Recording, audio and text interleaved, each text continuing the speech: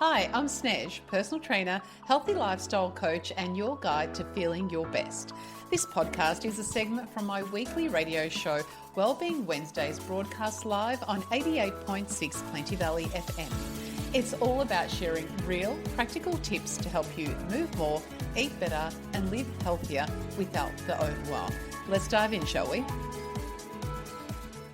So coming up next, we're going to be talking about one of my favourite topics that truly fascinates me.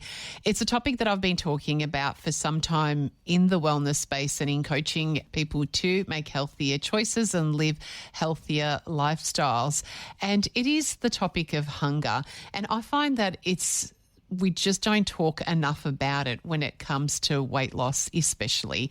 And hunger is a really interesting mechanism in our bodies to give us the signals when we need more food and when we've had enough. And it's always does surprise me how often people don't experience any hunger throughout the day. And in a world of calorie counting, macros, food tracking, meal plans, the simplest and the most natural tool that we have, which are those hunger signals, often get ignored or they're suppressed or they're not even trusted. So that's something that I want to help to unpack, because I find that when we are checked into our hunger, it really tidies up a lot of different aspects of the things that we're trying to do to maintain a healthy weight. And it can give you freedom from calorie counting. It can give you freedom from weighing and measuring food. And it can allow you to significantly improve your health in a simpler way that is a lot more sustainable. It doesn't require any special tools other than listening into your own body. And hunger, it's interesting though, because hunger isn't actually the enemy. We try to do things to avoid hunger. And I know that I've stopped myself as a parent saying things like, oh, you better eat in case you get hungry, when you're sending your kids out the door to do an activity or something like that. And the reality is that what actually does happen, if they're hungry, then they will come back for food, or they will go and buy food or go and grab something from their bag or from the kitchen, or food is so accessible to us. And it's amazing how many of us have a negative association of the feeling of hunger, or actually it isn't even the feeling of hunger, it's the concept of hunger, that hunger is a bad thing that we need to avoid at all costs. And I'm saying, well, let's reintroduce that feeling of mild hunger. And there's obviously different stages of hunger that we want to completely avoid, but it's definitely going to contribute to your wellness, because it is this beautifully designed biological system that is there to help us to thrive. So let's sort of unpack hunger and have a look at, well, what actually is hunger? So it's your body's way of telling you that it's ready for fuel. It's regulated by a complex communication network from your hormones and your body that give you that sense of hunger. So one of those hormones is ghrelin, which ghrelin is often called the hunger hormone, and it's released by your stomach and signals your brain to eat. And with this hormone, there are different things throughout the day that increase this hormone in your body, and there's different things that impact it. But I think for today's segment, just understanding that there is a hormonal response that is released by your stomach that signals to the brain to eat. Also, blood sugar levels going down also is another signal to the brain and to the body that we need to increase, or we need to get some nutrition in. But also our stomach shrinking down because it's emptied, the food is digested, it's moved out of the stomach, and then that's another mechanism. So there are a number of different ways that the body does register that it is hungry and that basically it needs more fuel to survive. So when we are thinking about hunger, we need to reconnect with the fundamental principle of food and what does food actually do for us. And if we break it down to the basics, it gives us the building blocks so that we can move, so that we can create energy, so we can keep the heart beating, so we can regenerate, so we can allow our immune system to do the job that it needs to do. Our food fuels all of these processes and systems in the body. So when we are low in food and nutrients, the body will send a signal and say, hey, I need some more. It's a little bit like the leaves drooping down on a indoor plant. You just know when it needs water because it's showing you. It's drooping down, and then you water it and up it springs again. And we're no too different in our bodies asking for food. But when our systems and our hormones are working well, you'll feel a gentle but a clear signal that it's time to eat.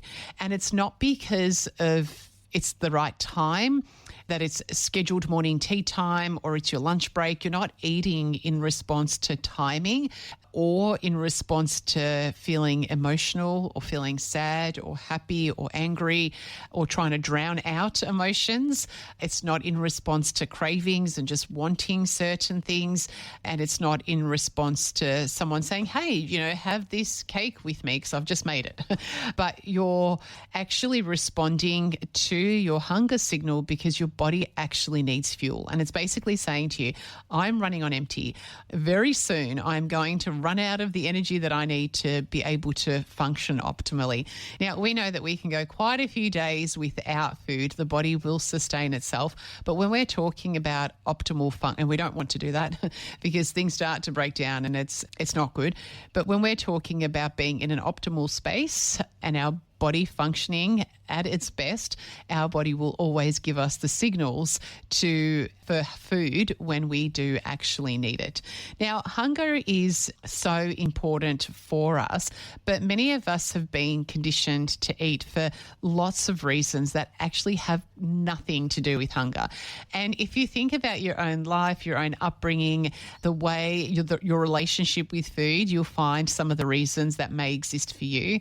So it could be because it's time, you've got a set schedule for morning teas or lunch times or dinner time, or because the portion was served up to you, or because, as I mentioned, you could be stressed, bored, emotional. Procrastinating is usually my thing. This is feeling a little bit hard to navigate at the moment. I actually feel hungry all of a sudden. So I definitely do the procrastination one. But also things such as when we were younger, maybe even being told to finish our plate as we were growing up. So what that did, it didn't allow for feeding at times potentially that we were not hungry. But what it contributed to that feeling of overfullness. And that's the opposite. That feeling of satiety or satisfaction of food is the opposite mechanism to hunger. So we've got one mechanism that tells us you're low on nutrients and energy. You need to increase your intake and bring some more into the system. And then there is the flip side of that where the body will give you a signal that will say, okay, you've had enough. Yep, we've got enough food and you can finish eating. And there's other hormones that produced to regulate and to suppress your appetite once you're full, such as leptin and insulin. And so the reverse to that, as the blood sugar levels go up and also as the stomach starts to stretch, it sends receptors and messages to the brain to tell us that we've had enough. So when both of those aspects of food intake are balanced and working well, and we're paying attention to both of those, then everything starts to work a lot better. And as I mentioned, if you have been parented purely out of love and potentially because of the scarcity potentially in our parents' own upbringing or a desire not to waste food, over time it trains us to ignore our natural signals. So it trains us to ignore our fullness signals, therefore which mess with our hunger signals potentially for the next meal. And so then we get put into a position where we are consuming when we're not actually hungry. And not only just the way that we've been parented in the environment that we've been brought up in, but also you add to that the food industry's influence on oversizing portions, on scientifically creating foods that are hyper palatable and moreish, I guess, is the term that we could use, that they are actually engineered to override that feeling of satiety with food. And it's no wonder so many of us have lost touch with those internal cues of being able to pay attention to when we are hungry and when we have had enough. So what happens when you ignore your hunger? So when you eat regularly, when you regularly eat before you actually feel hungry, or you override your cues when you've had enough and you just keep going rather than paying attention and stopping, your body does get confused. Your hormonal pathways can become dysregulated, and also your stomach can change in shape, which then allows it to take greater quantities of food, which then when you are eating, that feeling of distension or the stomach stretching, which signals that we've had enough, actually requires more food. So we really mess with quite a delicate and trustworthy system when we stop listening and listening to our body. Now, when you're trying to lose weight without observing your hunger and stopping when you've had enough, it becomes really quite challenging, because you may resort to restrictive diets when you're feeling deprived. You might just try and get through cravings. You may feel hungrier for longer periods of time, whereas we should be feeling hunger every 3 to 4 hours. And if you are eating smaller meals after you have overconsumed for a long period of time, you will feel that hunger continuously throughout the day, which can be quite uncomfortable. So sticking to our hunger pathways and our feeling of satiety is really quite important when we are trying to shift that weight, and also when we are trying to maintain a healthy weight. It really is a great way. So it really is a great way when we can just listen to our hunger and our satiety. So instead, what we can do is we can take a more sustainable approach and reconnect with these hunger and satiety signals. And if you're sort of sitting back listening to this segment and thinking, wow, I never actually feel hungry throughout the day, well, it's not uncommon. You are completely not alone. There are so many of us as a result of parenting, the way that the type of foods that we're eating, the way that we were brought up, socially, how we connect with food, how we were taught to, or how we self-taught to soothe ourselves with food. There's lots of different reasons that can land us in this point. But the most important thing to know is, even if you're not currently listening to your hunger, there is so much that you can do to reconnect with that hunger. And it is going to be the most important thing that you do, because all of a sudden, regardless of what you're eating, you're not having to calculate your calories and your quantities. You can just listen into your body and just stop when you feel like you've had enough. Now we're going to go back into, well, how can we reconnect with that hunger again? What can we do to experience genuine physical hunger? And now this is a really interesting point, because there is a difference to, there are quite a number of different types of hunger that we can experience. One is situational hunger, where we are, say, for example, at the football, and it is a situation there where you would normally couple that with a hot pie, and then all of a sudden you're wanting a hot pie, not necessarily because you're hungry, but because it's the situation that you're in, and A plus B definitely equals C in that environment. You could also be responding to psychological hunger, and psychological hunger is in response to any of the emotions, but it's not true physiological hunger, which is the one that we want to link in with and respond to. And physiological hunger, we know that when we're paying attention to it, it actually escalates. So we get hungrier over time. If it is a non-physical hunger, the hunger or the cravings can come up quite strongly and quite quickly. But then within 5 minutes, they can actually, like a wave, just sort of wash over us and then disappear back into the ocean. Whereas with genuine physical hunger, it will stick with you, it will escalate and become a stronger urge as time goes on, and the symptoms will start to increase in variety as well. So you may firstly start to be more interested in food, you might feel a bit of an emptiness, and then that will increase to, potentially getting a little bit of a headache, grumbling in the tummy, feeling tired, and so on and so forth. And we don't want to allow ourselves to progress too far down the hunger scale if we're thinking of 1 being starving and 10 being overfull. We don't want to get ourselves down to that 2 or 3. Instead, we do want to respond to our hunger when we're feeling around about 4. So we're definitely feeling hungry, but we're not starving, absolutely ravenous, because if we allow ourselves to get too hungry, then it's quite hard to make good decisions in that moment. So trying to eat only when you feel genuinely hungry, here are some tips that you can do to allow that to happen. So the first thing to do is to just pause before your meals and ask yourself, am I truly hungry? So that is the first thing that you can do, and just pay attention to how you are actually feeling. So you might notice some hunger signals such as your stomach growling or a slight emptiness or a dip in energy or mental fog. And at that point in time, you know that your body definitely needs some extra fuel and nutrients, and you're definitely feeling hungry. Another way is to pay attention and to create gaps between your meals.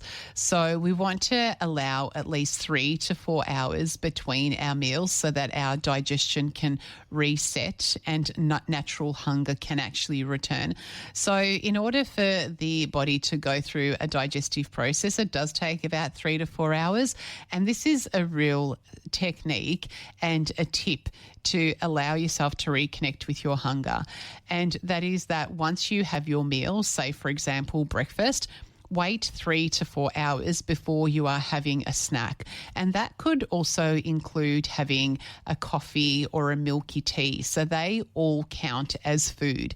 So you want to have your breakfast and then have nothing but water or herbal teas with no milk in them for 3 to 4 hours. And by that stage, you should definitely starting to be feeling hungry and running on empty. So that 3 to 4 hour gap between meals is really helpful to determine not only whether you're hungry, but also, which I will chat about in the next section, is to think about how much you're actually eating in those meals so that the quantities are just enough that it does leave you hungry every 3 to 4 hours. So the first thing that you can do is just build that gap, that 3 to 4 hour gap, and then ask yourself those questions. Am I hungry? Start to notice some of those hunger signals.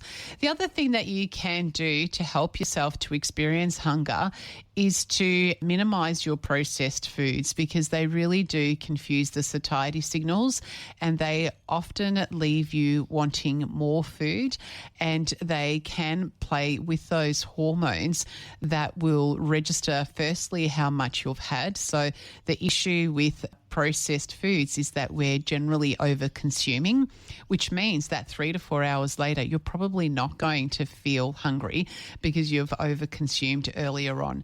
So when we start to eat foods that are less processed and go for your proteins, your vegetables, your fruits, your nuts, your seeds, and your whole grains, when we start to lean more into whole foods, first thing you'll find is it takes a longer time for you to consume those foods because you're having to chew and take your time. And so it takes a lot more effort for your body to actually consume and digest those foods. And therefore, because it takes you longer and there's more fiber content and there's more nutrients in these foods and they're generally higher in protein, that what will actually happen is that you will feel fuller with less food, which basically means then 3 to 4 hours later, leaving that nice gap, you will start to feel hungry again. So we definitely want to make sure that we are minimizing processed foods. So the biggest thing too that I did mention is that we want to allow that 3 to 4 hour gap with no food or snacking or picking as we go. But what's really important is that whatever meal you have, whether it be lunch or dinner time, that you should be hungry by the following meal. So if we're thinking about lunchtime and you've had lunch at, say, 1 o'clock, by about 4 o'clock, you should be hungry again. But you're only going to experience that genuine physiological hunger if what you consumed at 1 o'clock was the right amount for you. And the way that you can determine that is if you eat slowly and you pay attention to your feeling of fullness and you stop when you've just had enough. And it's that feeling of 80% full. So you want to make sure that you get to the end of your, say, lunch meal at 1 o'clock and you're feeling like you've taken your time chewing your food and you sort of get towards the end of your meal and you're like, you know what, I've still got a little bit more, but actually I feel like I've had enough. I could definitely have more, but it'll probably tip me over the 80% full. And once you eat till that 80% full, you will generally 3 to 4 hours later feel hungry again in preparation for your next meal. So the way that we cause hunger in our day, other than leaving gaps, making sure we're eating minimally processed foods and actually just paying attention to am I hungry or am I not as a choice of whether you eat or not. But the point is to make sure that our quantities are small enough so that you feel hungry 3 to 4 hours later. So if you eat a meal or even a snack and 3 to 4 hours later you're not hungry again, that's a really clear signal to you that that was too much. Now, the only time that changes is if you aren't eating every 3 to 4 hours, if you're having 3 meals a day, so breakfast, lunch and dinner, you might find that you're going 5 to 6 hours in between meals without any snacking or picking or any food. So you might find that your quantities for breakfast, for lunch and for dinner might need to be that little bit greater to stretch you out rather than 3 to 4 hours, more like 5 to 6 hours. So can you see it's just about consuming more nutrients that are going to feed your body for a longer period of time. And that is a really great way of thinking about food intake in a different way in terms of not having to calorie count. And I think when we start to link into the way that we feel, especially if we are making healthier choices. And even if you're stuck making an unhealthy choice, if you're still going to eat to 80% full and still feel hungry every 3 to 4 hours later, then your body is giving you the indication that the nutrients that you've taken in, they probably weren't the best options, but you've still used them up. And the body is very good at using up fuel. And the point is that through hunger and that feeling 80% full is super important so that you're not over consuming. So this is a way of listening to your body's real needs. So rather than calculating and restricting, just pay attention and just try to create spaces in your meals. Try to slightly reduce the quantity or improve the quality of your meals so that you do feel satisfied, 80% full, and then give yourself that time so that you do feel hungry again. It's a sustainable way to manage our food intake and also our healthy weight. It doesn't require apps or logging food because some of those things can be quite time consuming, and it's also not something that you want to do. But also I feel it's very respectful of your biology and what your body's capable of for you, and your body's always looking to create wellness and balance. And when we start to pay attention, you'll just see how incredible your body actually is. And hunger is not something to be worried about, but it's more of a guide.